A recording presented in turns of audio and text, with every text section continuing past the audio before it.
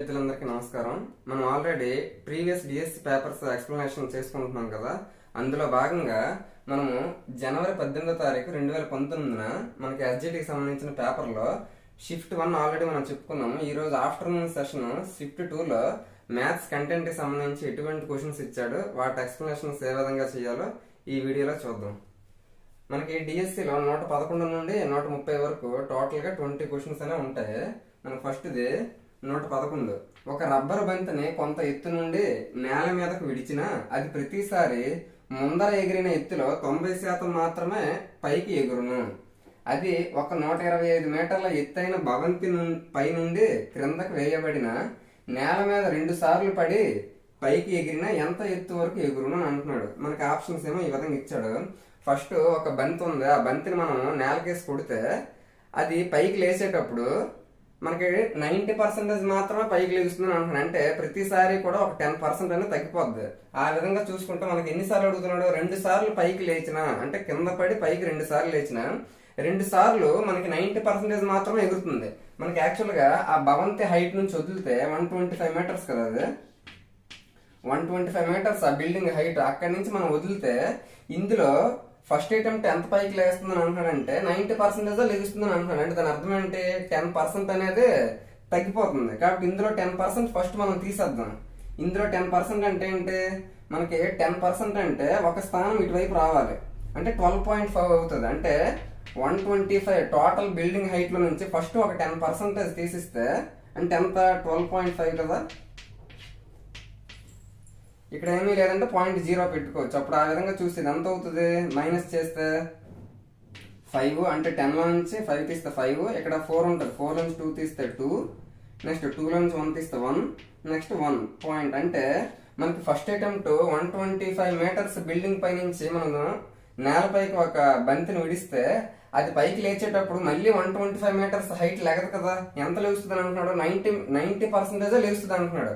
అంటే first attempt కి 112.5 మీటర్లు మాత్రమే పైకి లెగుస్తుంది. కానీ అలాంటి వీడు ఎన్నిసార్లు అంటున్నాడు, 2 సార్లు అంటున్నాడు. అంటే ఇక్కడ దీని మీద ఇంకొక 10% మళ్ళీ తీస్తే సెకండ్ టైం ఎంత హైట్ అనేది మనకి లెగుస్తుందో తెలుస్తుంది. కాబట్టి దీంట్లో 10% అంటే ఎంత, 112.5లో 10% మనకు కావాలి. 10 1 10 10. ఇప్పుడు మనకి 10 ఉంది, ఇక్కడేమో కింద 10 ఉందంటే పాయింట్ లెఫ్ట్ సైడ్ ఒక స్థానంకి రావాలంటే అప్పుడు ఇది ఎంత అవుతుంది, 11.25 అవుతుంది. ఎందుకు, ఇక్కడ పాయింట్ ఉంది, మనకి కింద 10 ఉంది కాబట్టి ఆ 10 పోవాలంటే ఆ పాయింట్ ఇటువైపు తేవాలంటే 11.25. ఎందులో ఇది 10%, 112.5లో 11.25 అనేది 10%. కాబట్టి ఇందులో నుంచి ఆ 11.25 మనం తీసేద్దాం. 112.5లో నుంచి 11.25 తీసివ్వాలి. ఇక్కడ ఏమీ లేదంటే 0 ఉన్నట్టు. కాబట్టి ఇక్కడ క్యారీ చేస్తే 10 లో నుంచి 5 తీస్తే 5, నెక్స్ట్ ఇక్కడ 4 ఉంటుంది, 4 లో నుంచి 2 తీస్తే 2 పాయింట్, 2 లో నుంచి 1 తీస్తే 1, 1 లో నుంచి 1 తీస్తే 0, ఇక్కడ 1 అంటే 101.25 మీటర్స్. అంటే మనం 125 మీటర్స్ బిల్డింగ్ పై నుంచి మన బంతిని విడిస్తే అది 2 టైమ్స్ పైకి లేచింది అనుకోండి, ప్రతిసారి మనకి 90% ఎగురుతుంది అంటున్నాడు. అంటే ఒక 10% అనేది అంటే తగ్గిపోతుంది. అలాగే 2 సార్లు మనకి 10% తగ్గిస్తూ వస్తే 2 టైమ్స్ అయ్యేసరికి అది ఎంత హైట్ వెళ్తుంది అంటే 101.25 మీటర్లు మాత్రమే వెళ్తుంది. కాబట్టి ఆప్షన్స్ లో option 3 is the correct answer. Next 112. ఏ మరియు బిలు కలిసి ఒక పనిని 12 రోజుల్లో పూర్తి చేయగలరు. ఏ ఒక్కడే ఆ పనిని 20 రోజుల్లో పూర్తి చేసినా బి ఒక్కడే ఆ పనిని ఎన్ని రోజుల్లో చేస్తాడని అంటున్నాడు. మనకి ఆప్షన్స్ ఏమో ఈ విధంగా ఇచ్చాడు.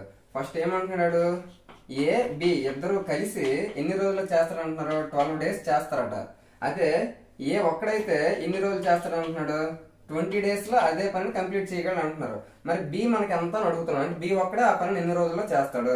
మనకి ఏ ప్లస్ బి కలిపితే 12 వచ్చింది, అంటే 12 రోజులు అంటున్నాడు. ఏ ఒక్కడు 20 రోజులు అంటున్నాడు. కాబట్టి ముందు ఇక్కడ ఏదైతే ఉన్నాయో 12 20 ఉన్నాయి కదా, ఆ రెండింటికి మనం ఎల్సిఎం చేస్తే 60 వస్తుంది. ఎందుకు ఎల్సిఎం చేయాలో చెప్తాను. ఇప్పుడు 60 అనేది 12 టేబుల్ లో ఎన్నిసార్లు పోతుంది, 5 టైమ్స్ పోతుంది. ఎందుకు, 12 5 60 కాబట్టి 60 అనేది 20లో ఎన్ని టైమ్స్ పోతుంది, 3 టైమ్స్ పోతుంది.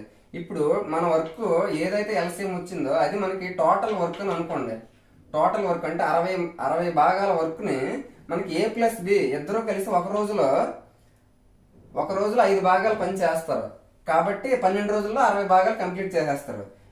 ఏ ఒక్కడే 60 భాగాల పనిని రోజుకు 3 భాగాలు చొప్పున 20 రోజులు 23 60 భాగాలు పని చేస్తాడు. ఆ విధంగా మనం ఫస్ట్ ఎల్సిఎం తీసుకుంటే ఇలాంటి లెక్కలైనా ఈజీగా వస్తాయి. మనకి బి ఒక్కడే ఎన్ని రోజులు చేస్తాడో అని అడుగుతున్నాడు. ఫస్ట్ ఇందులో మనం క్లారిటీగా చూస్తే ఏ బి ఇద్దరు కలిసి 12 భాగాలు చేస్తారు. మనకి ఏ ఒక్కడు ఎన్ని రోజులు చేస్తున్నాడు? ఏ ఒక్కడు ఒక రోజులో మూడు భాగాలు చేస్తున్నాడు. ఏ బి ఇద్దరు కలిసి ఒక రోజులో 5 భాగాలు చేస్తే ఏ ఒక్కడే 3 భాగాలు చేస్తున్నాడు. అంటే ఇద్దరు కలిసి 5 భాగాలు పని చేస్తే అందులో ఏ ఒక్కడే 3 భాగాలు చేస్తున్నాడు. అంటే ఆటోమేటిక్ గా బి అనేవాడు ఒక రోజులో 2 భాగాలు పని చేస్తాడు. ఒక రోజులో 2 భాగాలు చేస్తాడు. మరి మొత్తం ఎన్ని భాగాలు వర్క్ చేయాలి? మొత్తం 60 పార్ట్స్ చేయాలి. మనకి ఒక రోజులో 2 పార్ట్స్ చేస్తున్నాడు. అలాంటివి 60 పార్ట్స్ చేయాలి కదా. అంటే మొత్తం వర్క్ అంతా బి ఒక్కడే ఎన్ని రోజుల్లో చేస్తాడని అడిగాడు. కాబట్టి ఒక రోజులో 2 భాగాలు చేసినప్పుడు మొత్తం 60 భాగాలు. ఆ 60 భాగాల్లో ఒక రోజుకి 2 భాగాలు చేస్తాడు. కాబట్టి 2 1s 2 30s అంటే టోటల్ గా బి అనేవాడు 30 days కంప్లీట్ అవుతుంది. బి అనేవాడు టోటల్ గా 60 పార్ట్స్ వర్క్ మొత్తాన్ని బి ఒక్కడు రోజుకి 2 భాగాలు చొప్పున మొత్తం 60 భాగాలు కంప్లీట్ అవ్వడానికి 30 రోజులు టైం పడుతుంది. ఇలాంటివి మనకి టైం అండ్ వర్క్ అడిగేటప్పుడు ఎల్సిఎం అనేది తీసుకుంటే చాలా ఈజీగా చేయొచ్చు. కాబట్టి ఆప్షన్స్ లో 30 days option 2 is the correct answer. Next 113 6 సభ్యులు గల కుటుంబానికి 30 కేజీల బియ్యం అవసరం అవుతుందట. సభ్యుల సంఖ్య 16కు పెరిగిన ఎన్ని కిలోల బియ్యం అవసరం అవుతుందని అంటున్నాడు. మనకి ఆప్షన్స్ ఏమో ఈ విధంగా ఇచ్చాడు. మనకి ఒక ఫ్యామిలీలో 6 ఉన్నారంట. ఆ 6కి 30 kg రైస్ అనేది అవసరం అవుతుంది. ఇప్పుడు వాడేమంటున్నాడు? సభ్యుల సంఖ్య 16కు పెరిగిన అంటే 6 ఉండేవారు 16 మంది అయ్యారు అని అంటున్నాడు. 6 ఉండేవారు 16 మంది అయ్యారు. అంటే 6కి 30 kg అవసరమైనప్పుడు 16 మంది అంటే అక్కడ మనుషులు అనేవారు పెరిగారు. కాబట్టి కావలసిన రైస్ కూడా కంపల్సరీగా పెరగాలి కదా. కాబట్టి పెరగాలి కాబట్టి ఎక్కువ అవుతుంది. ఎక్కువ కేజీలు అవసరం కాబట్టి ఎక్కువ 16 బై తక్కువ 6 ఇంటూ ఏదైతే మిగిలిందో అది 30. 6 1s 6 5s. ఇప్పుడు 16 ఇంటూ 5 అంటే 80.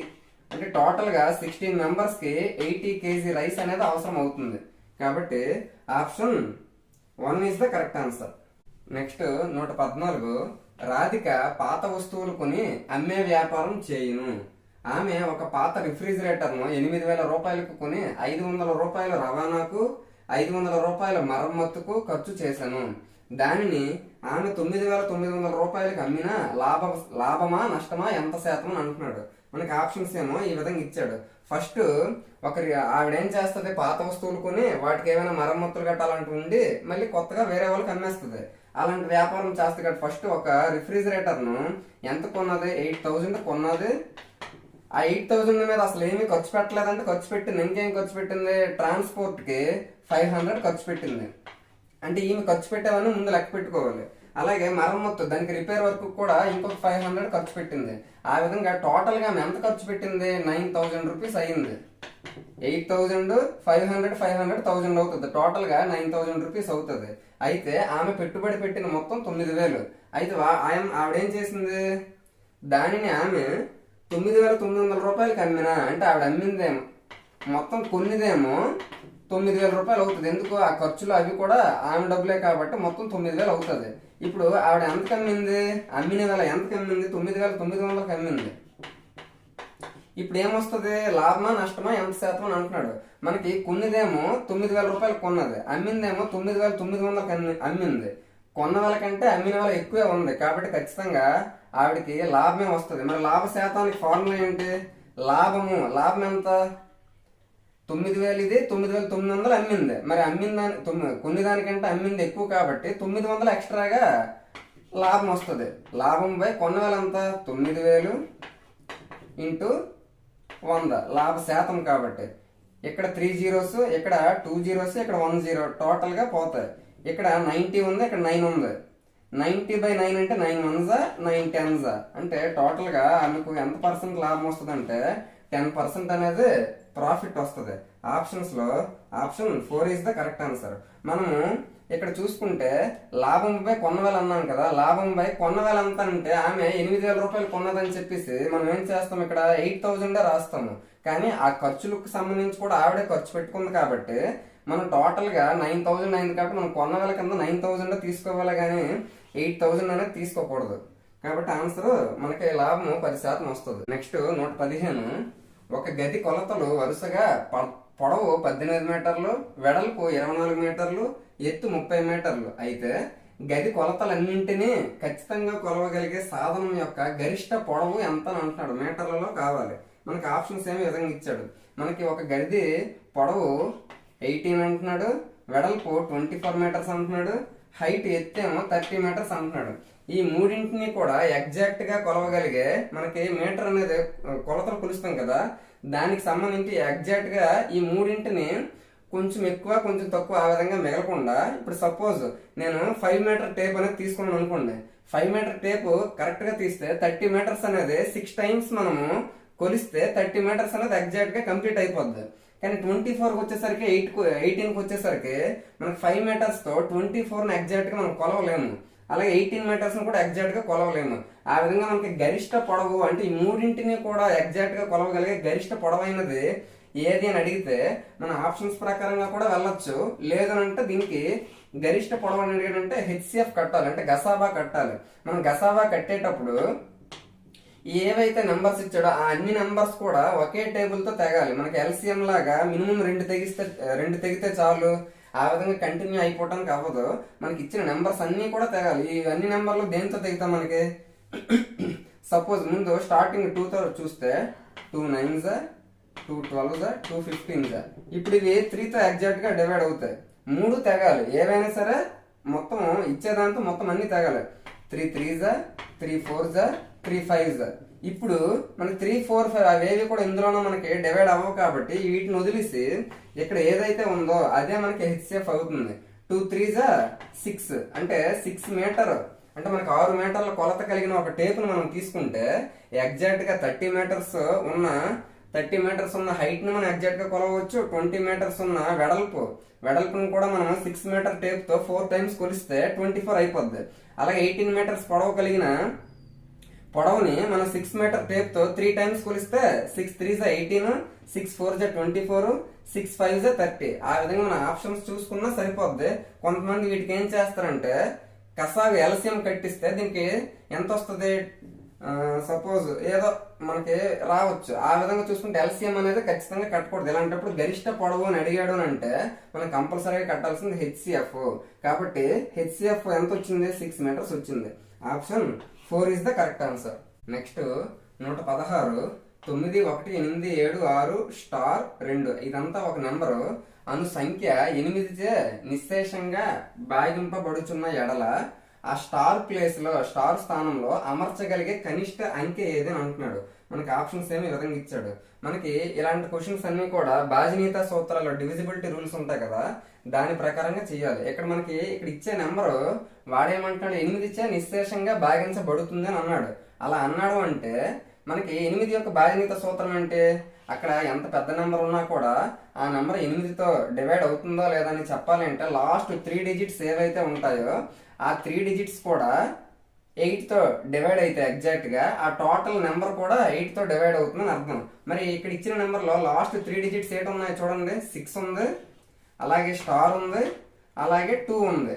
మరి ఈ స్టార్ ప్లేస్ లో ఏది వస్తే ఇది టోటల్ గా అవుతుంది. ఇప్పుడు సపోజ్ స్టార్ ప్లేస్ లో 1 వేసాం అనుకోండి, అప్పుడు ఏమవుతుంది నెంబరు 612 అవుతుంది. ఈ 612 అనేది 8తో ఎగ్జాక్ట్ గా డివైడ్ అయితే మనకి ఆ స్టార్ ప్లేస్ లో 1 ఉండాలని అర్థమైపోద్ది. కానీ ఇప్పుడు మనం చూస్తే ఇది స్టార్ ప్లేస్ లో ఆప్షన్స్ ప్రకారంగా వెళ్దాం. స్టార్ ప్లేస్ లో 1 వేసాం అనుకోండి, 612. ఈ 612 అనేది ఎగ్జాక్ట్ గా 8తో డివైడ్ అవుతుందో లేదో చూద్దాం.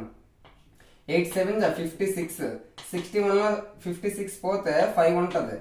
5 ఇక్కడ 2 దించుకున్నాం, అప్పుడు ఎంత అవుతుంది? 52. 8 టేబుల్ లో 52 ఎక్కడ రాదు కదా, కాబట్టి ఇక్కడ స్టార్ ప్లేస్ లో 1 రాదు అని అర్థం చేసుకోవచ్చు. నెక్స్ట్ 2 వేసారు అనుకోండి, అప్పుడు ఏమవుతుంది? 622 అవుతుంది. అప్పుడు ఇక్కడ 62 లో నుంచి 56 తీస్తే 6 అవుతుంది. 62 8 టేబుల్ లో 64 వస్తుంది. 8 8 64 అంటే 62 కూడా మనకి 8తో ఎగ్జాక్ట్ గా డివైడ్ అవ్వదు. కాబట్టి ఇక్కడ 2 స్టార్ ప్లేస్ లో 2 కూడా రాదు. నెక్స్ట్ 3 చూడండి, 3 వేసారు అనుకోండి, 6 స్టార్ ప్లేస్ లో 3 2. ఇప్పుడు దీన్ని 8తో డివైడ్ చేద్దాం. 8 7 56. ఇక్కడ ఇంకేం మిగులుతుంది? 63 లో 56 పోతే 7 ఉంటది. నెక్స్ట్ ఈ 2ని డివైడ్ దించుకుంటే 8 9 72. 72 క్యాన్సిల్ అయితే ఎగ్జాక్ట్ గా మనకి రిమైండర్ ఎప్పుడైతే 0 వచ్చిందో అప్పుడు అక్కడ ఉండే నెంబరు భాగించబడే నెంబర్ తో ఎగ్జాక్ట్ గా డివిజిబుల్ అవుతుందని అర్థం చేసుకోవచ్చు. ఇక్కడ రిమైండర్ 0 వచ్చిందంటే 632 అనే నెంబరు 8 తో ఎగ్జాక్ట్ గా డివైడ్ అవుతుంది. కాబట్టి మనకి స్టార్ ప్లేస్ లో ఏమొస్తే ఎగ్జాక్ట్ గా డివైడ్ అయింది, స్టార్ ప్లేస్ లో 3 వస్తేనే ఆ టోటల్ 632 అనేది 8 తో డివైడ్ అయింది. కాబట్టి మనకి కావాల్సిన ఆన్సర్ ఆ స్టార్ ప్లేస్ లో 3 ఉండాలి. కాబట్టి option 3 is the correct. Next 117. ఒక లారీ 15 కిలోమీటర్ల దూరం ప్రయాణించడానికి 2 లీటర్ల పెట్రోల్ అవసరం.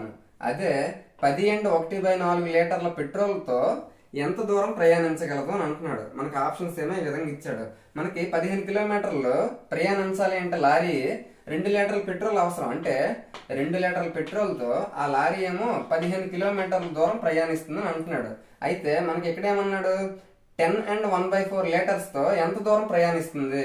మనకి ఇక్కడ ఇచ్చిన ముందు ఈ ఫ్రాక్షన్ మిక్స్డ్ ఫ్రాక్షన్ లో ఉంది, మిశ్రమ భిన్నంలో ఉంది. దాన్ని మనం అపక్రమ భిన్నం ఇంప్రాపర్ లోకి మార్చుకోవాలి. 4 10s 40, 40 + 1 41, 41/4. 41/4 లీటర్స్ తో ఎంత దూరం ప్రయాణించగలదు అని అంటున్నాడు లారీ. మనకి 2 లీటర్స్ అయితే 15 కిలోమీటర్లు. మరి 2 కంటే ఎక్కువ దూరంకి 2 లీటర్స్ అయితే 15 కిలోమీటర్లు. మరి 2 లీటర్స్ కంటే ఎక్కువ లీటర్లకి ఇది ఈజీగా అర్థమవుతుంది. ఎందుకు 10 × 1/4 లీటర్ అంటే 10 లీటర్ల కంటే 10 లీటర్లు కాబట్టి 2 లీటర్ల కంటే ఎక్కువ, అంటే ఖచ్చితంగా ఎక్కువ దూరం ప్రయాణిస్తుంది. కాబట్టి ఎక్కువ 41/4 బై తక్కువ 2 ఇంటూ మనకు కావలసిన 15. ఇప్పుడు దీని ప్రకారంగా మనం చూస్తే, ఇప్పుడు పైన ఒక భిన్నం ఉంది, కిందన హారంలో కేవలం ఒక్క హారం మాత్రం ఉంది, కింద వేరేగా భిన్నం లేదు. అప్పుడు ఈ హారం అనేది ఈ కిందకి ఇక్కడికి వెళ్తుంది. అప్పుడు 41/4 × 2 అవుతుంది. 4 × 2 అంటే 8 ఇంటూ ఇక్కడ ఏముంది 15 ఉంది. ఇప్పుడు 15 41 ఇంటూ చేద్దాం. 15 1 15 అంటే 5 1, 15 4 60, 16 1 61, 61 అంటే 615/8 వచ్చింది. అంటే ఇప్పుడు దీంతో డివైడ్ చేద్దాం. మనకి ఆప్షన్స్ లో యాక్చువల్గా 8 తో ఉన్నది అదేనే, కానీ ఎందుకైనా చూద్దాం. 615 తో 15 8 తో డివైడ్ చేద్దాం. 8 7 56, 61 లో 56 మైనస్ చేస్తే 5 ఉంటుంది. 5 ఇక్కడ ఈ 5 కూడా మనం క్యారీ చేస్తే 8, 8 6 48, 55 లో 48 పోతే ఇంకెంత ఉంటుంది, 7 ఉంటుంది. మరి 8 కంటే 7 తక్కువ కాబట్టి ఇక్కడతో ఆపివ్వాలి. మరి ఇది కూడా మనకి ఆప్షన్స్ లో కొన్ని మిశ్రమ భిన్నంలో ఇచ్చాడు. మనకి ఆన్సర్ 76 మాత్రమే కాదు, ఇంకా మనకి ఇది కూడా మిగిలింది కదా. కాబట్టి మనం మిక్స్డ్ ఫ్రాక్షన్ లోకి మార్చాలి. ఎలా మారుస్తాము, 76 ఇప్పుడు ఇలా రావాలి. 76 అంటే 7/8. ఆ విధంగా మనకి 10 × 1/4 లీటర్ల పెట్రోల్ తో మనకి ఎంత దూరం ప్రయాణిస్తుందంటే 76 × 7/8 కిలోమీటర్ల దూరం ప్రయాణిస్తుంది. కాబట్టి option 1 is the correct answer. మనకి ఆన్సర్లు ఇక్కడ 76 వచ్చింది కదా అనుకోని ఆప్షన్ బి పెట్టొచ్చు, కానీ మనకి 76 అనేది ఎగ్జాక్ట్ గా మనకి ఇక్కడ డివైడ్ అవ్వలేదు. ఆల్రెడీ ఇంకా మనకి 7 మిగిలింది కాబట్టి దాన్ని మిశ్రమ భిన్నంలో మనం ఖచ్చితంగా చూపించాలి. నెక్స్ట్ 118. 288 సెంటీమీటర్లు 150 సెంటీమీటర్ల కొలతలు వరుసగా పొడవు వెడల్పులుగా గల ప్రదేశాన్ని పొడవు 12 సెంటీమీటర్లు వెడల్పు 5 సెంటీమీటర్లు గల టైల్స్ తో మనం నింపవలెనన్నా ఎన్ని టైల్స్ అవసరం అవుతాయని అంటున్నాడు. మనకి ఆప్షన్స్ ఏమో ఈ విధంగా ఇచ్చాడు. మనకి ఫస్ట్ వాడు ఒక ఏరియా అంటే ఒక ప్రదేశం అనేది ఏ విధంగా ఉందంటున్నాడు, పొడవు 288 సెంటీమీటర్లు వెడల్పు 150 సెంటీమీటర్లు అని అంటున్నాడు. ఈ విధంగా ఉన్న ఒక ఏరియాలో మనం టైల్స్ తోటి, ఫర్ సపోజ్ ఇది ఒక రూమ్ అనుకుంటే, ఆ రూమ్ లో మనం టైల్స్ తో మనం మొత్తం కవర్ చేస్తాం కదా. ఆ టైల్స్ తాలూకా మెజర్మెంట్స్ ఏ విధంగా అంటున్నాడు, 12 సెంటీమీటర్లు పొడవు వెడల్పు ఏమో 5 సెంటీమీటర్. ఇలాంటి టైల్స్ ని ఇందులో ఎన్ని మనం ఫిక్స్ చేయగలం అంటున్నాడు.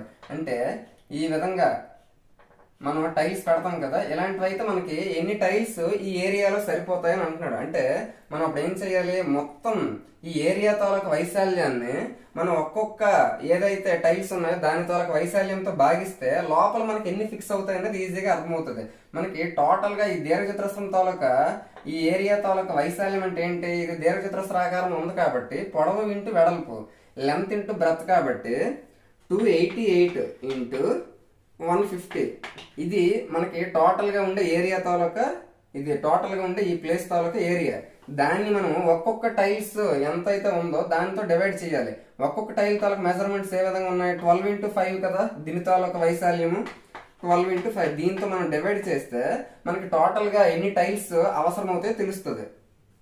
మనం చూస్తే 12 తో 288 డివైడ్ అవుతుంది. 12 1s 12 2s 24. 28 లో 24 పోతే ఇంకా 4 ఉంటుంది. 4 పక్కన 8 అంటే 48. 12 4s 48. ఆ విధంగా 24 టైమ్స్ తెగుతుంది. నెక్స్ట్ 5 తోటి 5 1s 5 30s. ఎందుకు 5 3s 15, 0 ఉంది కాబట్టి 0. ఇప్పుడు 24 into 30 అయింది. మరి కింద అన్ని 1లో ఉన్నాయి కాబట్టి ప్రాబ్లం లేదు. 24 into 30 అంటే 24 3s 72, 0 ఉంది కాబట్టి 0. టోటల్ గా మనకి ఆ ఏరియా మొత్తాన్ని కవర్ చేయడానికి ఎన్ని టైల్స్ అవసరం అవుతాయి అంటే 720 టైల్స్ అనేవి మనకు కావాలి. కాబట్టి option 3 is the correct answer. Next 119. ఒక త్రిభుజం ఎత్తు దాని భూమికి 2 రెట్లు ఉంది. త్రిభుజ వైశాల్యము 625 సెంటీమీటర్ స్క్వేర్ అయినా త్రిభుజం తాలూకా భూమి పొడవు ఎంత అంటున్నాడు. మనకి ఆప్షన్స్ ఏమో ఈ విధంగా ఇచ్చాడు. మనకి ఏమంటున్నాడు, ఒక ట్రయాంగిల్ లో మనకి త్రిభుజం తాలూకా ఎత్తు ఈ హైట్ ఏదైతే ఉందో ఈ హైట్ హెచ్ అనేది దాని భూమికి 2 రెట్లు ఉంది. ఈ భూమి ఎంత అయితే ఉందో ఈ భూమి సపోజ్ ఏ అనుకోండి, ఆ భూమికి డబల్ ఉందంట. అంటే హెచ్ అనేది భూమికి డబల్ అంటే అర్థం అంటే దీనికి డబల్ చేయాలంటే 2a. అంటే ఇది ఏ అయితే ఆటోమేటిక్ గా హైట్ ఏమో 2a అవుతుందని అంటున్నాడు. 2 రెట్లు అన్నాడు కాబట్టి త్రిభుజ వైశాల్యము 625 సెంటీమీటర్లు అయినా త్రిభుజ భూమి పొడవు ఏ వాల్యూ మనకు కనుక్కోమంటున్నాడు. మరి మనకి ఎత్తిచ్చి భూమి కూడా ఇస్తే అంటే బేస్ ఇచ్చి హైట్ ఇస్తే త్రిభుజ వైశాల్యానికి ఫార్ములా ఏంటి, మనం త్రిభుజ వైశాల్యం ఎందుకు మనం కనుక్కోవాలి అంటే తెలుసుకోవాలి అంటే వాడు ఇచ్చింది మనకి త్రిభుజ వైశాల్యమే కదా. కాబట్టి త్రిభుజ వైశాల్యం ఫార్ములా ఏంటి, హాఫ్ బేస్ ఇంటూ హైట్. అది మనకి ఎంత ఇచ్చాడు, వైశాల్యం ఎంత ఇచ్చాడు, 625 సెంటీమీటర్ స్క్వేర్ అని ఇచ్చాడు. ఇప్పుడు మనం చూస్తే హాఫ్ బేస్ అంటే భూమి ఎంత అనుకున్నాము, ఏ అనుకున్నాము, ఏ ఇంటూ హెచ్ హైట్ ఎంత, హైట్ అనేది 2a. ఎందుకు 2a అయింది, భూమికి డబల్ ఉంటుందని అంటున్నాడు హైట్. కాబట్టి హెచ్ ప్లేస్ లో 2a వేద్దాం. Is equal to 625. ఇప్పుడు దీని ప్రకారంగా చూస్తే ఇక్కడ కింద 2 ఉంది, ఇక్కడ పైన 2 ఉంది కాబట్టి క్యాన్సిల్ అవుతాయి. ఏ ఇంటూ ఏ స్క్వేర్ అవుతుంది. ఇక్కడ 625 ఉంది. అంటే మనకి ఏ కావాలి, ఏ డైరెక్ట్ గా అడిగాడు, మనకి హైట్ అడగలేదు, ఏ అడిగాడు. ఎందుకు, త్రిభుజ భూమి ఈ భూమి అడిగాడు. అంటే మనం కనుక్కోవాల్సింది ఏంటి, ఏ. కాబట్టి ఇటువైపు స్క్వేర్ అటు వెళ్తే ఏమవుతుంది, స్క్వేర్ రూట్ అవుతుంది. కాబట్టి 625 కి స్క్వేర్ ఏంటి 25 స్క్వేర్ గా రాయొచ్చు. కాబట్టి అప్పుడు స్క్వేర్ కి రూట్ కి క్యాన్సిల్ అయితే ఏం మిగులుతుంది, 25 మిగులుతుంది. అంటే ఆ భూమి తాలూకా పొడవు ఎంత అంటే 25 సెంటీమీటర్స్ అవుతుంది. మరి హైట్ ఎంత అని అడిగితే ఒకవేళ 2 into a ఏమో 25 వచ్చింది. 25 డబుల్ కదా హైట్, కాబట్టి అప్పుడు అది 50 అవుతుంది. అందుకే మనకు కన్ఫ్యూజన్ అవడానికి 50 ఇచ్చాడు, అలాగే 25 కూడా ఇచ్చాడు. మనకు అడిగిందేమో భూమి కాబట్టి 25 answer. Option 1 is the correct answer. Next 120.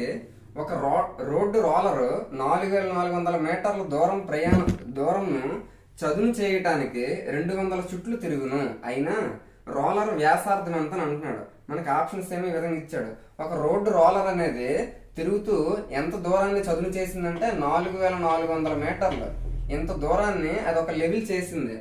ఆ విధంగా లెవెల్ చేయడానికి మనకి అది రోడ్డు రోలర్ ఎన్నిసార్లు రొటేట్ అయ్యింది, చుట్టిందంటే 200 టైమ్స్ చుట్టింది. కాబట్టి మనకి ఇప్పుడు ఒకసారికి ఎంతో మనం తెలుసుకోవాలి. ఫస్ట్ ఒకసారికి ఎంతో తెలుసుకోవాలి అంటే దాన్ని 200 మనం డివైడ్ చేయాలి. అప్పుడు 2 zeros క్యాన్సిల్ అవుతాయి. అంటే 2 1s 220 2s. అంటే ఇప్పుడు మనకి ఏంటి అర్థమైంది, ఒకసారి ఈ విధంగా రౌండ్ తిరగడానికి ఎంత టైం తీసుకుందంటే అదే ఎంత దూరం ప్రయాణించిందంటే 22 మీటర్స్ అనేది ప్రయాణం చేసింది ఒకసారి తిరగడానికి. ఆ విధంగా 200 టైమ్స్ తిరిగింది. ఆ 200 టైమ్స్ తిరగడం వల్ల టోటల్ గా 4400 మీటర్స్ అనేది చదును చేసింది. ఇప్పుడు మనకేం అడిగాడు, ఆ రోడ్డు రోలర్ తాలూకా వ్యాసార్థము రేడియస్ అడిగాడు. అంటే మనకి ఈ రోడ్డు రోలర్ తాలూకా వీల్ ఉంటది కదా, దాని తాలూకా రేడియస్ ఆర్ మనకు అడిగాడు. మనకి ఈ విధంగా ఒక చుట్టు తిరగడానికి 22 మీటర్స్ అన్నాడు. అంటే దాన్ని బట్టి ఏట అర్థం అవుతుంది, అది వృత్త పరిధి మీద ఉందా లేదా. ఆ రోడ్డు రోలర్ అనేది ఒక వృత్తాకారంలో ఉందనుకుంటే అది 22 మీటర్స్ తిరుగుతుంది ఒకసారికి. కాబట్టి ఒకసారికి వృత్త పరిధి 2πr. ఒకసారికి ఎంత తిరిగింది, ఎంత దూరము 22 మీటర్స్ అనేది తిరిగింది. కాబట్టి ఇప్పుడు మనకు కావాల్సింది ఏంటంటే R. 2 into pi value 22/7 into R ఏమో మనకు అదే కనుక్కోవాలి కాబట్టి ఆర్ ఈజ్ ఈక్వల్ టు 22.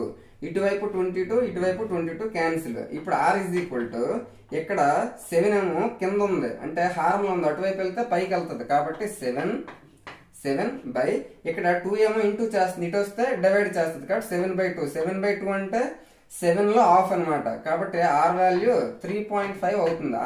7లో సగం ఏమో 3.5 అవుతుంది. కాబట్టి ఆ రోడ్డు రోలర్ తాలూకు వ్యాసార్థము 3.5 మీటర్లు అవుతుంది. కాబట్టి option 2 is the correct answer. Next 121. దీర్ఘ ఘనాకృతిలో ఉన్న ఒక పాత్ర 50 సెంటీమీటర్ల పొడవు 25 సెంటీమీటర్ల వెడల్పు కలిగి ఉన్నది. దానిలో 25 లీటర్ల నీటిని నింపుటకు ఎంత ఎత్తును కలిగి ఉండాలి అని అంటున్నాడు. మనకి ఆప్షన్స్ ఏమో ఈ విధంగా ఇచ్చాడు. అంటే వాడు ఒక దీర్ఘ ఘనాకృతిలో ఈ ఆకృతిలో ఉన్న ఒక తొట్టి తీసుకున్నాడు. దాని తాలూకా పొడవు ఎంత అంటున్నాడు?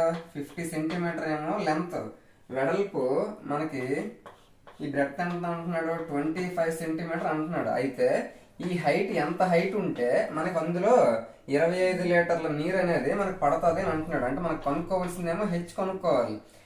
లెంత్ బ్రెడ్త్ ఇచ్చాడు, హైట్ ఏమో మనం కనుక్కోవాలి. అందులో ఎంత నీరు వేయాలంటే 25 లీటర్ల నీరు వేయాలి. 25 లీటర్ల నీరు నిండడానికి ఎంత హైట్ ఉండాలని అంటున్నాడు. అంటే మనం ఇప్పుడు కనుక్కోవాల్సిన లెంత్ బ్రెడ్త్ ఇచ్చాడు, హైట్ కనుక్కోవాలని అంటున్నాడు. అంటే మనకు మూడు వాల్యూస్ కావాలంటే లెంత్ కావాలి, బ్రెడ్త్ కావాలి, హైట్ కావాలి. మనం అందులో నీరు పోయాలి అంటే ఎందులో ఆక్రమిస్తుంది? ఆ లోపల ఉండే ప్లేస్ లోనే ఆక్రమిస్తుంది. కాబట్టి మనం ఖచ్చితంగా ఆ లోపల ఉండే ఏరియా, మనం ఆ ప్లేస్ ని ఘనపరిమాణం అంటారు, వాల్యూమ్ అంటారు. మరి వాల్యూమ్ ఫార్ములా ఏంటి? L/B/H. దేనికి? దీర్ఘ ఘనాకృతిలో ఉన్న పాత్రకు మనకి దానికి ఫార్ములా ఏంటంటే L/B/H. అది ఎంత అంటున్నాడు? 25 లీటర్లు అని అంటున్నాడు. అలా ఉంచండి. ఇప్పుడు లెంత్ అంటే ఎంత? 50 ఇంటూ 50 సెంటీమీటర్స్. బ్రెత్ అంటే ఎంత? 25 సెంటీమీటర్ ఇంటూ హైట్ మనకు కావాలి. హైట్ కూడా వాడు అన్ని సెంటీమీటర్స్ లో ఇచ్చాడు, హైట్ కావాలి. ఇక్కడ 25 ఉంది. మీరు కరెక్ట్ గా చూస్తే ఇక్కడేమో అన్ని సెంటీమీటర్స్ లో ఉన్నాయి, ఇక్కడేమో మనకి లీటర్స్ లో ఉంది. దీన్ని బట్టి మనం లీటర్స్ ని, మెయిన్ మనకి ఆన్సర్ కూడా సెంటీమీటర్స్ లో ఇచ్చాడు కాబట్టి లీటర్స్ ని సెంటీమీటర్స్ లోకి మార్చాలి. మనం అది ఏ విధంగా మార్చాలంటే 1 litre is equal to 1000 centimetre cube. అంటే 1000 ఘనపు సెంటీమీటర్లు 1 లీటర్ కి సమానము. ఇది మనకు తెలిస్తే ఈ లెక్క చేయటం అనేది ఈజీ. ఇప్పుడు 50 into 25 into H is equal to 25 into ఇది 25 లీటర్లు. మనకి 1 లీటర్ ఏమో 1000 ఘనపు సెంటీమీటర్లు కదా, అలాంటి 25 లీటర్లు కాబట్టి 25 ఇంటూ 1000 వేసాను. ఇప్పుడు మనకి హెచ్ వాల్యూ ఈజీగా వచ్చేస్తుంది. ఎందుకు? ఇది సెంటీమీటర్స్ లో ఉంది, ఇది సెంటీమీటర్స్ లో, ఇది అన్ని సెంటీమీటర్స్ లో ఉన్నాయి. ఇప్పుడు 25 క్యాన్సిల్ అవుతుంది. ఇక్కడ 50 తోటి 50 1 50 20 పోతుంది. అప్పుడు హెచ్ ఒక్కటి ఎంత మిగిలింది? 20 సెంటీమీటర్ అనేది మిగిలింది. అంటే అందులో 25 లీటర్లు నింపడానికి మనకి హైట్ అనేది 20 సెంటీమీటర్ ఉంటే ఆటోమేటిక్ గా ఫుల్ అవుతుంది. కాబట్టి height option 4 is the correct answer. Next 122 √1369 plus √0.0615 plus X is equal to 37.25 అయినా ఎక్స్ వాల్యూ ఎంత అని అంటున్నాడు. మనకి ఆప్షన్స్ ఏమో విధంగా ఇచ్చాడు. మనకి ఫస్ట్ చూసిన వెంటనే కంగారు అయిపోకుండా ఇప్పుడు ఇది రూట్ లో ఇచ్చాడు. మనకి రూట్ 1369 అన్నాడంటే ఇది 37కి స్క్వేర్ అవుతుంది. అందుకే మనం స్క్వేర్లు అనేవి మాక్సిమం నేర్చుకోవాలి. మరి ఇది 37కి స్క్వేర్ అవుతుందా లేదా ఒకసారి చూద్దాం. మనం స్క్వేర్ చేసేటప్పుడు ఏం చేయాలి? 2 ఆ విధంగా డివైడ్ చేసుకోవాలి. ఫస్ట్ ఇక్కడ ఏ నెంబర్ అయితే రాస్తా ఇక్కడ అదే నెంబర్ రాయాలి. ఇక్కడ 4 వేసారు అనుకోండి, ఇక్కడ 4 వేయాలి. 4 4 16. 13 కంటే పెద్దది కాబట్టి అది తీసుకోకూడదు. 3 3 9. 13 కంటే 9 చిన్నదే కదా, సరిపోతుంది. కాబట్టి 13 లో నుంచి 9 తీస్తే ఎంత ఉంటుంది? 4 ఉంటుంది. ఇప్పుడు మనం టోటల్ గా 69 మొత్తాన్ని తీసుకోవాలి. ఇప్పుడు చూస్తే 3కి డబుల్ 6 వేయాలి. నెక్స్ట్ ఇక్కడ ఒక నెంబర్ రాయాలి, ఇక్కడ ఒక నెంబర్ రాయాలి. ఇక్కడ ఏ నెంబర్ అయితే రాస్తావో ఇక్కడ అదే నెంబర్ రాయాలి. మనకి ఇక్కడ టోటల్ గా కంప్లీట్ అయిపోయేటట్టు ఉండాలి. ఇప్పుడు ఫర్ సపోజ్ ఇక్కడ 3 తీసుకున్నాను అనుకోండి, ఇక్కడ 3 తీసుకోవాలి. అప్పుడు ఈ 3 తోటి టోటల్ గా 63 ఇంటూ చేయాలి. మనం ఒకసారి కరెక్ట్ గా చూస్తే 63 ఇంటూ 3 అంటే సంథింగ్ 180 దగ్గర వస్తుంది. కాబట్టి ఇక్కడ 3 అనేది రాదు, మనకి యూనిట్ ప్లేస్ లో 9 రావాలి. మరి యూనిట్ ప్లేస్ లో 9 రావాలి అంటే ఇక్కడ 7 ఉండాలి, సేమ్ అక్కడ ఏ నెంబర్ ఉంటుంది ఇక్కడ అదే నెంబర్ ఉండాలని చెప్పాను, కాబట్టి ఇక్కడ కూడా 7 ఉండాలి. అప్పుడు 7 7 49 అవుతుంది, అంటే యూనిట్ ప్లేస్ లో 9 వస్తుంది. కాబట్టి దీంతో మనం ట్రై చేద్దాం. 7 7 49, 9 4, 7 6 42 ప్లస్ 4 46. ఎగ్జాక్ట్ గా మనకి తెగిపోయేటట్టు 0 వచ్చిందా లేదా? కాబట్టి ఇక్కడ ఏదైతే మనకు వస్తుందో అది మనకి దాని తాలూకా వర్గమూలం అవుతుంది. అంటే 1369 కి వర్గమూలం ఏంటంటే 37. మరి ఇప్పుడు ఇదంతా చేసాం కదా, ఆన్సర్ ఏమొచ్చింది? 37 వచ్చింది ఇక్కడ. Plus root over 0.0615 plus x is equal to 37.25. ఇప్పుడు 37 ఇటువైపు ప్లస్ ఉంది, మరి అటువైపు వెళ్తే ఏమవుతుంది? మైనస్ అవుతుంది. కాబట్టి ఇక్కడ ఏం మిగులుతుంది అప్పుడు? Root over 0.0615 plus x is equal to 37.25 లో నుంచి 37 మైనస్ చేయాలి. అప్పుడు ఏం మిగులుతుంది? 0.25 మిగులుతుంది. ఇప్పుడు ఇక్కడ మనకి రూట్ అనేది మొత్తానికి రూట్ ఉంది, అటువైపు వెళ్తే ఏమవుతుంది? స్క్వేర్ అవుతుంది. కాబట్టి ఇది ఇలాగే ఉంటుంది. 0.0615 plus x is equal to, ఇప్పుడు ఇటువైపు స్క్వేర్ రూట్ ఏమో అటు వెళ్తే స్క్వేర్ అవుతుంది. మరి 25 కి స్క్వేర్ ఏంటి? 625. ఇక్కడ మనకి ఇక్కడ ఇచ్చే వాల్యూలోనే 2 ప్లేసెస్ తర్వాత పాయింట్ ఉంది. మనకి స్క్వేర్ చేసేటప్పుడు 4 ప్లేసెస్ తర్వాత పాయింట్ వస్తుంది. కాబట్టి 1 2 3 మనకి 4 ప్లేసెస్ లేవు, కాబట్టి ఇంకొక 0 పెట్టుకోవాలి. అప్పుడు ఇక్కడ ఈ విధంగా రాయాలి. 4 ప్లేసెస్ తర్వాత పాయింట్ రావాలి. ఇప్పుడు కరెక్ట్ గా చూస్తే ఎక్స్ వాల్యూ ఏమొస్తుంది? ఇక్కడ 0.0625, ఇటువైపు 0.0615 అనేది ప్లస్ గా ఉంది, అటు వెళ్తే ఏమవుతుంది? మైనస్ అవుతుంది. అంటే దీంట్లో నుంచి ఈ నెంబర్ ని మైనస్ చేయాలి. మైనస్ చేద్దాం. 0.0615 మైనస్ చేస్తే 5 నుంచి 5 తీస్తే 0, 2 నుంచి 1 తీస్తే 1, నెక్స్ట్ 0, నెక్స్ట్ 0.0 అంటే ఏమొచ్చింది? 0.001 వచ్చింది. ఇటువైపు లాస్ట్ లో పాయింట్ తర్వాత లాస్ట్ లో ఉండే 0కి వాల్యూ ఉండదు, కాబట్టి ఇది వచ్చింది. కానీ మనకాడు 10 పవర్స్ లో ఇచ్చాడు, అంటే ఇక్కడ పాయింట్ పోవాలి. పాయింట్ పోవాలంటే ఏం చెయ్యాలి? మనము ఇక్కడ 1 ఉంది కాబట్టి 1 పాయింట్ తర్వాత ఎన్ని ప్లేసెస్ ఉన్నాయి అన్ని జీరోలు పెట్టాలి. నెక్స్ట్ ముందు 1 పెట్టుకోవాలి. ఇక్కడ పాయింట్ తర్వాత 2 జీరోస్ ఉన్నాయి అనుకోండి 100 అవుతుంది. పాయింట్ తర్వాత 3 జీరోస్, ఇది 3 ప్లేసెస్ ఉన్నాయి కాబట్టి 3 జీరోస్ ఉండాలి, 1000 అవుతుంది. ఇప్పుడు 1/1000 వచ్చింది. మరి 1/1000 అంటే అర్థం ఏంటి? 1000 ఎలా రాయొచ్చు? 10 క్యూబ్ గా రాయొచ్చు. మరి ఇక్కడ చూస్తే ఇవన్నీ కూడా కింద ఉండే పవర్స్ ని పైకి తీసుకొని వెళ్ళిపోయాడు. కాబట్టి అప్పుడు 10 క్యూబ్ అనేది ఏమవుతుంది? 10 పవర్ ఆఫ్ -3 అవుతుంది. ఇది మనకి కావాల్సిన answer. Option 3 is the correct answer. ఈ విధంగా ఇచ్చేటప్పుడు మనకి ఇది 37 తాలూకా స్క్వేర్ అవుతుందనే విషయం మనకు తెలియాలి. మనకి ఇండైరెక్ట్ గా ఇక్కడ ఒక క్లూ లాంటిది ఇచ్చాడు. ఏమి ఇచ్చాడు? ఇక్కడ 37 సంథింగ్ అనేది ఇచ్చాడు. కాబట్టి ఇది 37 కి స్క్వేర్ రూట్ అనేది అవుతుందనే విషయం మనకు తెలియాలి. Next 123 root over 3 power of n is equal to 729 అయినా 2n వాల్యూ ఎంత అని అంటున్నాడు. మనకి ఆప్షన్స్ ఏమో ఈ విధంగా ఇచ్చాడు. మనకి ఏమంటున్నాడు? 3 power of n root over అంటున్నాడు కదా, ఈజ్ ఈక్వల్ టు 729. ఇప్పుడు మనం చూస్తే ఇక్కడ రూట్ క్యాన్సిల్ అయిపోవాలంటే అటువైపు తీసుకొని వెళ్తే అది స్క్వేర్ అవుతుంది. కాబట్టి అప్పుడు ఏమవుతుంది? 3 power of n is equal to 729 కి స్క్వేర్ అవుతుంది. మరి 729 ని మనము 3 పవర్స్ లో రాస్తే అప్పుడు మనకి రెండు వైపులా కూడా బేసిస్ భూములు అనేవి సమానం అయిపోతాయి. కాబట్టి అప్పుడు మనం ఘాతాంకాలు ఏవైతే ఉంటాయో వాటిని ఈక్వల్ చేయొచ్చు. కాబట్టి 3 power of n is equal to 729 ని మనం ఎలా రాయొచ్చు అంటే 9 క్యూబ్ గా రాయొచ్చు. క్యూబ్స్ అనేవి మనం కంపల్సరీగా ఒక 15 వరకైనా మినిమం నేర్చుకోవాలి. 729 అనేది 9 క్యూబ్ అవుతుంది. ఆ 729 కి స్క్వేర్ ఉంది కాబట్టి 9 కి స్క్వేర్ అవుతుంది. ఇప్పుడు దీని ప్రకారంగా చూస్తే 3 power of n is equal to మనము 9 ని 3 స్క్వేర్ గా రాయొచ్చు అని తెలుసు. కాబట్టి ఎందుకు 3 స్క్వేర్ గా రాస్తామంటే ఇటువైపు కూడా బేస్ లో 3 ఉంది కాబట్టి టోటల్ గా ఉండేదాన్ని ఇక్కడ కూడా మనం బేస్ లో 3 గా మార్చుకోవాలి. కాబట్టి 9 ని 3 స్క్వేర్ గా రాయాలి. ఈ 9 కి క్యూబ్ ఉంది కాబట్టి 3 స్క్వేర్ కి క్యూబ్, అలాగే ఈ 9 క్యూబ్ కి స్క్వేర్ ఉంది కాబట్టి టోటల్ గా దీని మొత్తానికి స్క్వేర్. ఇప్పుడు మనం చూస్తే 3 power of n is equal to ఇదే విధంగా ఉంది. A power of m n o అంటే ఏ power of m whole power of n whole power of r pqr అనుకోండి సపోజ్. అప్పుడు a power of p whole power of q whole power of r అనుకోండి. అప్పుడు ఏమవుతుంది? A power of pqr అంటే total గా 3 కూడా గుణించుకుంటాయని అర్థం. కాబట్టి 3 power of n is equal to ఇక్కడ 3 పవర్ ఆఫ్ పై నుండే 3 కూడా pqr అనుకుంటే టోటల్ గా గుణించేవాళ్ళు కదా. 2 3 6, 6 2 12 వచ్చింది. ఇప్పుడు మనం చూసుకుంటే ఇక్కడ బేసెస్ రెండు ఈక్వల్ గా ఉన్నాయి కాబట్టి పైన ఘాతాంకాలు ఏవైతే ఉన్నాయో అవి మనకి సమానం అవుతాయి కాబట్టి n ఈజ్ ఈక్వల్ టు 12 వచ్చింది. ఆప్షన్స్ లో ఎక్కడ ఉంది? Option 1 is the correct answer అని అనుకుంటారు కానీ కాదు. ఎందుకు? మనకి అడిగింది ఏంటాడు? 2n అడిగాడు, n వాల్యూ 12 వచ్చింది. మరి 2n అంటే 2 12 24 అవుతుంది. 2n is equal to 2 into n value 12 వచ్చింది కాబట్టి 2 12 24 అవుతుంది ఆన్సర్. కాబట్టి option 4 is the correct answer. Next 124 x/5 minus x/6 is equal to 4 అయినా x విలువ కనుగొనని అంటున్నాడు. మనకు ఆప్షన్స్ ఏమి ఈ విధంగా ఇచ్చాడు. మనకి ఇచ్చిన ఈక్వేషన్ ఏంటి? x/5 minus x/6 is equal to 4 అంటున్నాడు కదా. ఇప్పుడు మనము ఇక్కడ 5 6 ఉన్నాయి, ఆ రెండింటికి LCM 30 అవుతుంది. అప్పుడు ఎందుకు 30 అవుతుంది? 5 6 కాంజుగేటివ్ నెంబర్స్ అంటే వరుస నెంబర్లకు ఎప్పుడు కూడా LCM వాటి తాలూకు ప్రోడక్ట్ లబ్ధమే అవుతుంది. ఇప్పుడు ఈ విధంగా ఇచ్చేటప్పుడు వాటికి క్రాస్ మల్టిప్లికేషన్ ఈజీగా చేసేవచ్చు. ఎందుకు? మనకి ఆ రెండింటి తాలూకు ప్రోడక్ట్ వస్తే ఆ రెండింటిని క్రాస్ మల్టిప్లికేషన్ చేస్తే చాలు. 6 × x 6x minus 5 × x 5x is equal to ఎంత అంటున్నాడు? 4 అంటున్నాడు.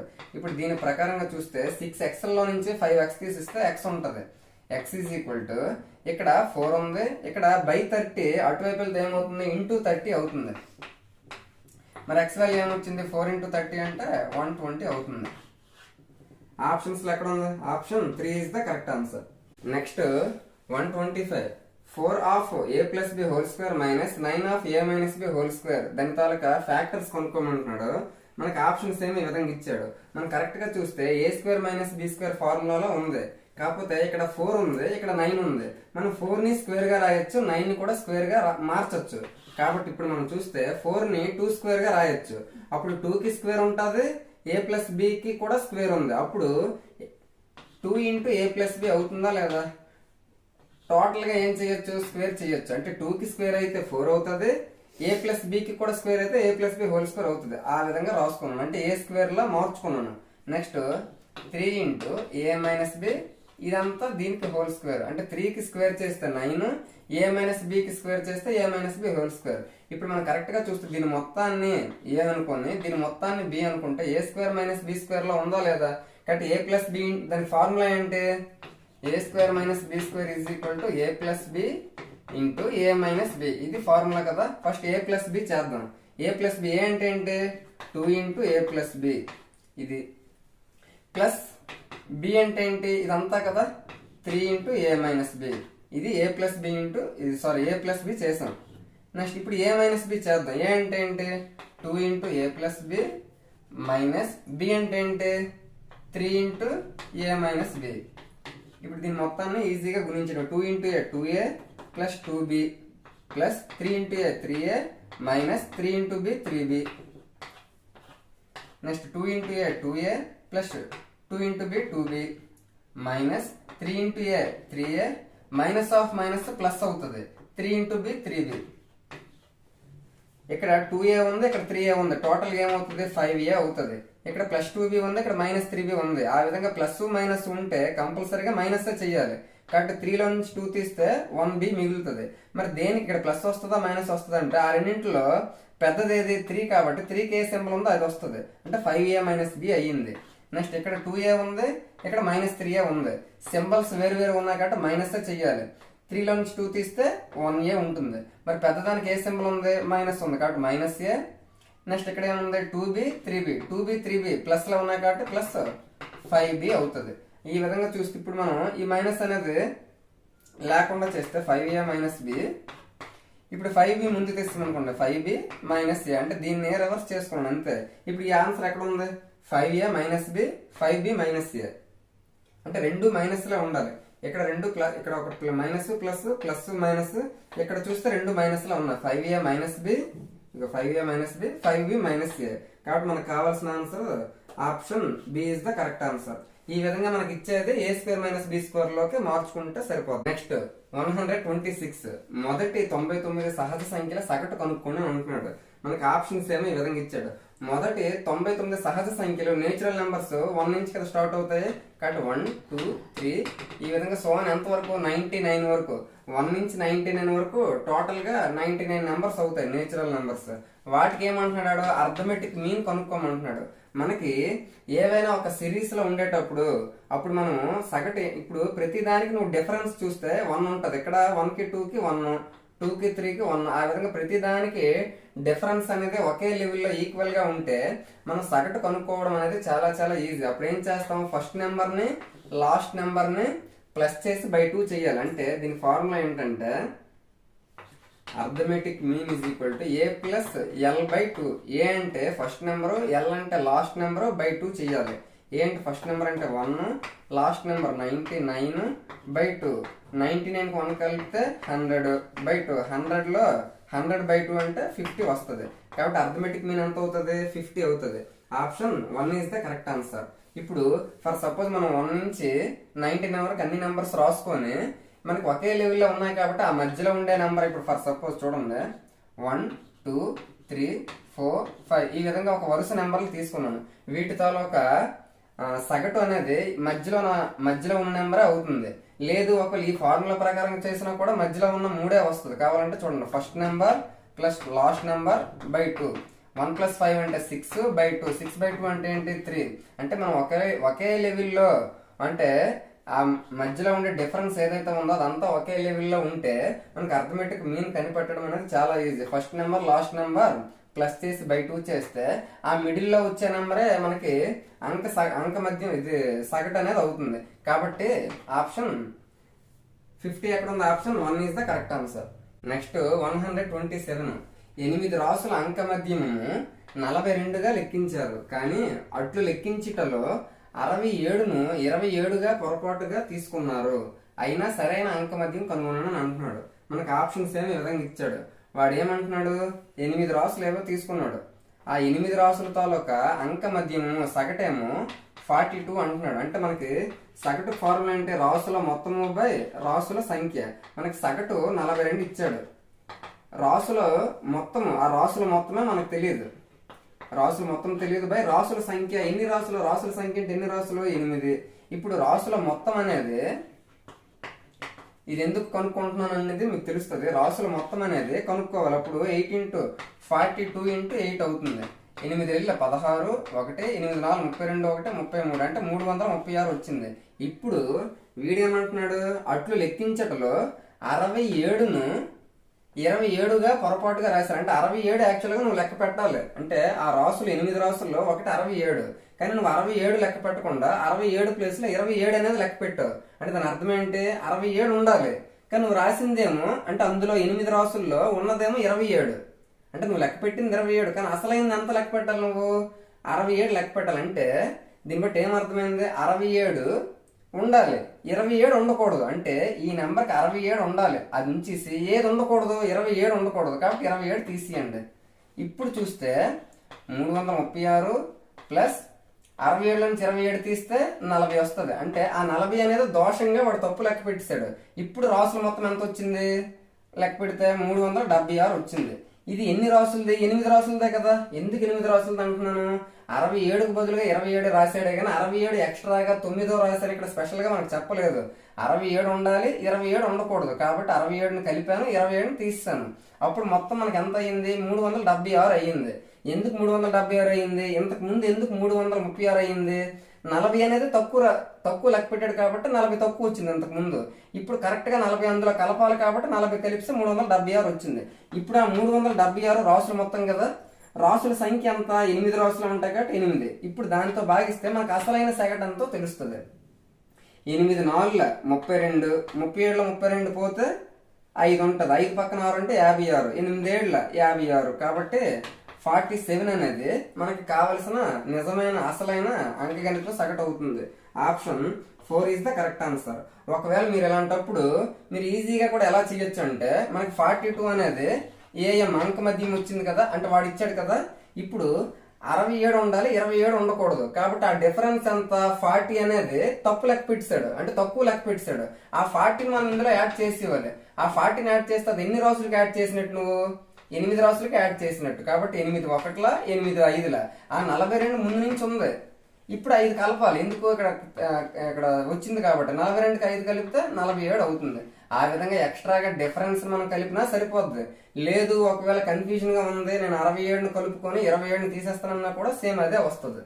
128 9 వేరు రాసుల మధ్యగతము 25. అందుగల 4 మిక్కిలి పెద్ద సంఖ్యలకు ప్రతి రాశికి 2 కలుపగా వచ్చు కొత్త రాసులకు మధ్యగతం కనుగొనని అని అంటున్నాడు. మనకి ఆప్షన్స్ ఏమి ఈ విధంగా ఇచ్చాడు. వాడు ఏమంటున్నాడు, మొత్తం 1 2 3 4 5 6 7 8 9 మొత్తం 9 రాసులు అని అంటున్నాడు. అందులో దానికి మధ్యగతము మనకి 9 రాసులు ఇచ్చేటప్పుడు, అంటే మనకి రాసులు ఇచ్చేటప్పుడు దాని తర్వాత మీడియన్ మధ్యగతం కనుక్కోవడానికి ఫార్ములా ఏంటి, మనకి మధ్యలో ఏదైతే ఉంటుందో అదే కదా మనకు మధ్యగతం అవుతుంది. మొత్తం 9 రాసుల్లో ఇటువైపు 4 రాసులు వదిలేగా ఇటువైపు 4 రాసులు వదిలేగా మధ్యలో ఉండేదే మనకు మధ్యగతం అవుతుంది. ఆ మధ్యగతం ఆడే ఇస్తాడు, మీడియన్ అంత ఇస్తాడు, 25 ఇస్తాడు. ఇప్పుడు మనకి మధ్యగతం అనేది ఎప్పుడు కూడా ఒక ఆర్డర్ లోనే పెట్టుకోవాలి. ఆర్డర్ లో ఉండి పెట్టుకుంటేనే అప్పుడు మధ్యలో ఉండేదే మనకి మధ్యగతం అవుతుంది. మనకి అసెండింగ్ ఆర్డర్ లోనే ఉండొచ్చు లేదా డిసెండింగ్ ఆర్డర్ లోనే ఉండొచ్చు. ఆ ఆర్డర్ లో పెట్టుకుంటే అంటే 25కి ఇటువైపు ఉండే నెంబర్స్ ఏవైతే ఉన్నాయో మనకు తెలియదు, కానీ 25 కంటే కూడా ఇవన్నీ తక్కువ నెంబర్లు అవుతాయి. ఇటువైపు ఉండేవన్నీ కూడా ఏ నెంబర్స్ మనకు తెలియదు, కానీ ఇటువైపు ఉండేవన్నీ కూడా 25 కంటే పెద్ద నెంబర్స్ ఉంటాయి. వాడేమంటున్నాడు, అందుగల అంటే మొత్తం 9 నెంబర్స్ లో రాసులలో 4 మిక్కిలి పెద్ద సంఖ్యలకు, 4 మిక్కిలి పెద్ద సంఖ్యలు అంటే అన్నిటికంటే పెద్ద 4 నెంబర్లు ఇవే కదా, వాటికి ప్రతి రాశికి 2 కలపగా వచ్చి కొత్త రాశులకు మధ్యగతం. ఇక్కడ ఒకవేళ ఫర్ సపోజ్ ఇక్కడ 27 ఉందనుకోండి, ఇక్కడ 29 ఉందనుకో, ఇక్కడ 30 ఉందనుకో, ఇక్కడ 41 ఉందని అనుకోండి. అప్పుడు ప్రతి రాశికి 2 కలపమంటున్నాడు పెద్ద వాటికి. అంటే అప్పుడు ఇదంతా అవుతుంది 29, ఇదంతా అవుతుంది 31, ఇదంతా అవుతుంది 32, ఇదంతా అవుతుంది 43 అవుతుంది. ఇప్పుడు కూడా నువ్వు మధ్యగతం కనుక్కోవడానికి ఏంటి ఫార్ములా ఉపయోగిస్తావు, వాడు ఇచ్చే రాసులని మనం ఒక ఆర్డర్ లో పెట్టుకుని మధ్యలో ఏదో ఉంటుందో అదే మనకు మధ్యగతం అవుతుందని చెప్పాను కదా. ఇప్పుడు ఈ విధంగా ఉన్నా కూడా నీకు పెద్దగా మార్పు ఏది రాదు. ఎందుకు రాదు, మనకి ఇటువైపు ఉండేవి ఆల్రెడీ పెద్ద నెంబర్లు కాబట్టి అటే ఉంటాయి, ఇటువైపు ఉండేవన్నీ కూడా 25 కంటే చిన్న నెంబర్లు కాబట్టి ఇటే ఉంటాయి. మరి మధ్యలో కూడా నువ్వు పెద్ద రాసులకి 2 కలిపినా 10 కలిపినా ఎంత కలిపినా కూడా మధ్యలో ఉండేది ఎప్పుడు నీకు మారదు. చిన్న రాసులకి నువ్వు ఎంత తీసినా కూడా చిన్న నెంబర్ల తాలూకు ప్లేసులు మారవు. కాబట్టి నీకు మధ్యగతం ఎప్పుడూ కూడా అదే అవుతుంది, ఏదైతే ఉంటుందో అదే అవుతుంది. మరి ఇక్కడ మధ్యగతం 25 కాబట్టి 25 లాగే ఉంటది. Option 2 is the correct answer. నీకు 2 కలపగా అన్నాడు, దేనికి కలపగా, పెద్ద సంఖ్యలు కలిపాడు. ఆ పెద్ద 4 సంఖ్యలకి నీకు 2 వేసి కలిపాడు, అయినా సరే నీకు మార్పు రాదు. నెక్స్ట్ 129 ట్రయాంగిల్ ఏబిసిలో angle A is equal to 3 into angle B. అంటే యాంగిల్ ఏ అనేది యాంగిల్ బి కంటే 3 టైమ్స్ ఉంటుంది అని అంటున్నాడు. Angle C is equal to 5 angle B. Angle C అనేది యాంగిల్ బి కంటే 5 టైమ్స్ ఉంటుంది అని అంటున్నాడు. అయినా ట్రయాంగిల్ ఏబిసిలో పెద్ద కోణము ఏది అని అంటున్నాడు. ఆప్షన్స్ ఏమి ఈ విధంగా ఇచ్చాడు. మనకి ఒక ట్రయాంగిల్లో ఏ బి సి అని అనుకుంటే angle A, angle B, angle C ఆ 3 కూడా యాంగిల్ ఏ, ఇక్కడ రాస్తాను, angle A plus angle B plus angle C is equal to 180 degrees ఉండాలి కదా. ఇంటీరియర్ యాంగిల్స్ సమ్ ఎప్పుడు కూడా 180 ఉంటుంది. ఇప్పుడు మనకి యాంగిల్ ఏ ఎంత అంటున్నాడు, 3 ఇంటూ యాంగిల్ బి అంటున్నాడు. అంటే అన్నింటినీ కూడా మనం బీలోకి మార్చుకుందాం. ఎందుకు యాంగిల్ సి కూడా బీలోనే ఇచ్చాడు, యాంగిల్ ఏది కూడా బీలోనే ఇచ్చాడు, బి అలాగా బీలోనే ఉంది కాబట్టి ప్రాబ్లం లేదు. Angle A is equal to 3b. Angle A అంటే 3 ఇంటూ యాంగిల్ బి కాబట్టి 3 into angle B plus angle B అంటే సేమ్ అలాగే ఉంచండి యాంగిల్ బి. యాంగిల్ సి అంటే ఎంత ఇచ్చాడు, 5 into angle B, 5 into angle B is equal to 180 degrees. ఇప్పుడు చూడండి, ఇక్కడ 3b ఉంది, ఇక్కడ 1b ఉంది, ఇక్కడ 5b ఉంది. టోటల్ చేస్తే 3 1 4 4 5 9 అంటే 9 into angle B is equal to 180 degrees. ఇప్పుడు 9 1s 9 20s అంటే యాంగిల్ బి అనేది 20 డిగ్రీస్ వచ్చింది. ఇప్పుడు మనకేం అడిగాడు, పెద్ద కోణం ఏదని అడిగాడు. అంటే యాంగిల్ బి వస్తే సపోజ్ ఇప్పుడు ఏమన్నాడు, angle A is equal to వాడు ఏమి ఇచ్చాడు 3 ఇంటూ యాంగిల్ బి అన్నాడు. ఇప్పుడు యాంగిల్ ఏ ఎంత వస్తుంది దాన్ని బట్టి 3 ఇంటూ యాంగిల్ బి ఎంత వచ్చింది మనకు ఆల్రెడీ 20 వచ్చింది. అంటే 3 ఇంటూ 20 60 డిగ్రీస్ అవుతుంది ఏది angle A. Next angle C is equal to మనకేమి ఇచ్చాడు 5 ఇంటూ యాంగిల్ బి అని ఇచ్చాడు. 5 ఇంటూ యాంగిల్ బి ఎంత కనుక్కున్నాం కదా అంతా 20, 5 ఇంటూ 20 100. ఇప్పుడు చూడండి యాంగిల్ సి ఏమో 100, యాంగిల్ ఏ ఏమో 60, 100 60 160, యాంగిల్ బి ఏమో 20 100 60 20 టోటల్ గా 180 అయింది కదా. మరి ఈ మూడింట్లో పెద్ద కోణం అడిగాడు కదా మనకి, పెద్ద కోణం ఏది 100 డిగ్రీస్. కాబట్టి option 3 is the correct answer. Next last the 130 triangle ఏబిసిలో సి వద్ద లంబకోణం కలదు అని అంటున్నాడు. సిడి పెర్పెండిక్యులర్ టు ఏబి మరియు angle A is equal to 35 degrees అయిన యాంగిల్ బిసిడి ఎంత అని అంటున్నాడు. 35, 55, 45, 90. ఇప్పుడు ఇలాంటి క్వశ్చన్స్ కి మనము డయాగ్రామ్ అనేది కరెక్ట్ గా వేసుకుంటే చాలా ఈజీగా చేయొచ్చు. వాడు ఏమంటున్నాడు, ట్రయాంగిల్ ఏబిసిలో సి వద్ద లంబకోణము రైట్ యాంగిల్ ఉందని అంటున్నాడు. అంటే ఈ విధంగానే కదా ఉంటుంది లంబకోణం. ఇక్కడ సి వద్ద లంబకోణం అని అంటే ఇది సి అవుతుంది. ఆటోమేటిక్ గా ఇది ఏమవుతుంది, ఏబి అవుతుంది. ఇది మనకి ఏబిసి రైట్ యాంగిల్ ట్రయాంగిల్. ఇప్పుడు సిడి పర్పెండిక్యులర్ టు ఏబి అంటే సిడి అనేది ఏబికి పర్పెండిక్యులర్ గా అంటే లంబంగా ఉంటుందని చెప్పాడు. మరి ఏబికి లంబంగా ఏది ఉంటుంది, ఇటువైపు నుంచి గీసేదే కదా, ఇక్కడ 90 డిగ్రీస్ ఉంటుంది. అప్పుడు ఇది సిడి అవుతుంది. సిడి అనేది ఏబికి లంబంగా ఉందని అన్నాడు. యాంగిల్ ఏ 35 అయినా ఇక్కడ యాంగిల్ ఏ ఎంత ఇచ్చాడు అంటున్నాడు, 35 ఇచ్చాడు. ఇప్పుడు మనకు అడుగుతుంది ఏంటి, యాంగిల్ బిసిడి. బిసిడి అంటే ఈ ముక్క ఎంత ఉంటుందని అంటున్నాడు.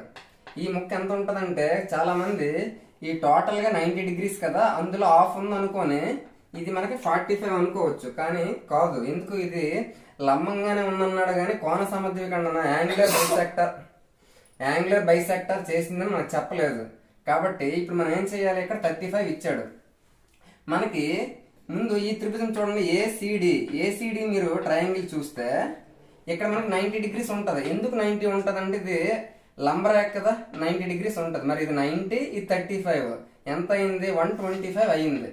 మరి టోటల్ గా ఈ మూడు కోణాల మొత్తం ఎంత అవుతుంది మనకి, 180లో ఈ రెండు 125 పోతే ఇంకెంత ఉంటుంది మనకి, 10 నుంచి 5 ఇక్కడ 7 నుంచి 55 ఉంటుంది. అంటే ఈ మొక్క ఎంత ఉంటుంది, 55 ఉంటుంది. మనకు అడిగింది 55 కాదు. ఇప్పుడు ఏం అడిగాడు, మనకి ఇటువైపుది అడిగాడు. బిసిడి అంటే ఇటువైపుది అడిగాడు. ఇది టోటల్ గా 90 కదా, ఆ టోటల్ గా 90లో ఈ మొక్క ఎంత అంటున్నాడు, 55 అని వచ్చింది. ఈ ట్రయాంగిల్ ద్వారా ఇది 55 అని మనకు తెలిసింది. అది తీస్తామనుకోండి, ఈ మొక్క ఎంత మనకు తెలుస్తుంది కదా, 90లో 55 తీస్తే ఎంత వస్తుంది, 35 వస్తుంది. అంటే ఈ మొక్క ఏమో 35, ఇదేమో 55, ఇది 90, ఇది 35, ఇది కూడా 90 ఉంటుంది. కాబట్టి మనకు కావాల్సిందే సి దగ్గర ఇదేదైతే ఉందో అది 35 కావాలి. Option 1 is the correct answer. ఒకవేళ మనకి ఇక్కడ బి దగ్గర ఎంత కోణం ఉందని అడిగాడు అనుకోండి, చూడండి ఇది మనకి 90, ఇక్కడ 35, మరి 90, 35, 125 అయిపోయింది. ఇంకెంత ఉంటుంది మనకి, 55 ఉంటుంది. అంటే బి దగ్గర ఏమో 55 వస్తుంది. ఆ విధంగా మనం దేన్ని అడిగినా కూడా ఫస్ట్ మనము డయాగ్రామ్ వేయడం అనేది తెలుసుకోవాలి. ఈ విధంగా మనము 18వ తారీఖు జనవరి 2019లో షిఫ్ట్ 2కి సంబంధించి మ్యాథ్స్ లో కంటెంట్ సంబంధించి ఎటువంటి క్వశ్చన్స్ అడిగాడు, వాటి ఎక్స్ప్లెనేషన్స్ అనేవి మీకు అర్థమైందని నేను అనుకుంటున్నాను. ఈ వీడియో మీకు నచ్చిందంటే తప్పకుండా లైక్ చేయండి. మీ డిఎస్సి ఫ్రెండ్స్ ఎవరైతే ఉన్నారో వారందరికీ షేర్ చేయండి. Thank you.